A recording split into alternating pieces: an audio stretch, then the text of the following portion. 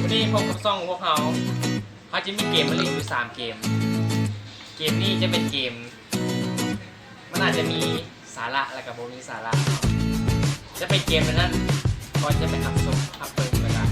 ผมพาให้ตามกดไลค์กดแชร์พวกเขาพร้อม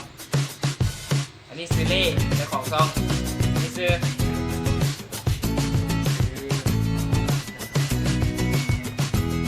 พันอันนี้ผู้จับกล้องนะผู้จับกล้องซื้อเอาซื้อมาเด้อเกมเขามีสิ่ง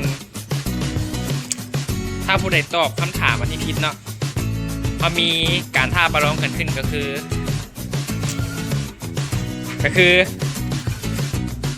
เขาจะถ่าเบิ่งยอดวิวแล้วก็ยอดซับ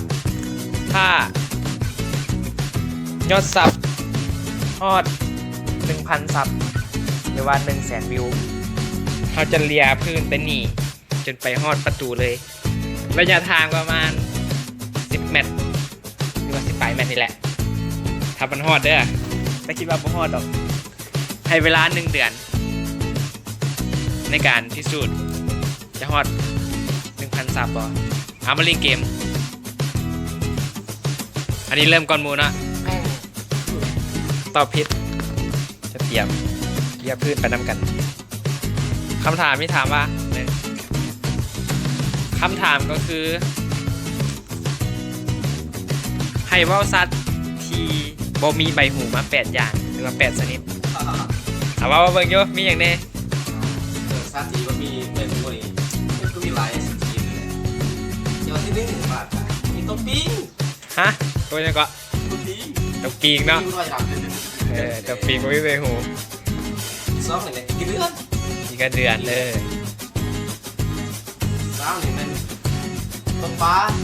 าดีบ่มีใบหู3แล้ว3เนาะ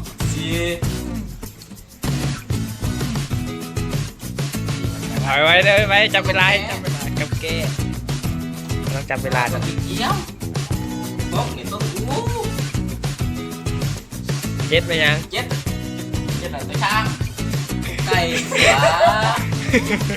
ไก่อันที่8ไปยังเนาะถ้าฮอด1 นาทีถือว่าผิดเด้อถือว่าผิดกติกาใกล้แล้วกัน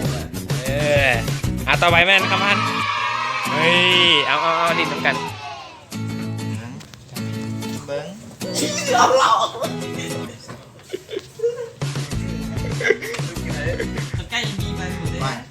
ใส่เบิ้งคำถามให้ว่าสัตว์กินเนื้อมา10 ชนิดสัตว์กินเนื้อ10 ชนิดลายว่าเบิ้งมีอย่างนี้เสือ2สิง3เป็นม้า4หลักคน5หลักปลา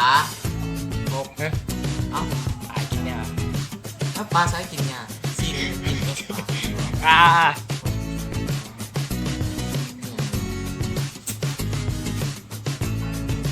ว่าไม่เอาได้ถือว่ายอมหรือไม่ยอมถ้ายอมมันเลี้ยพื้นน้ำกันเลย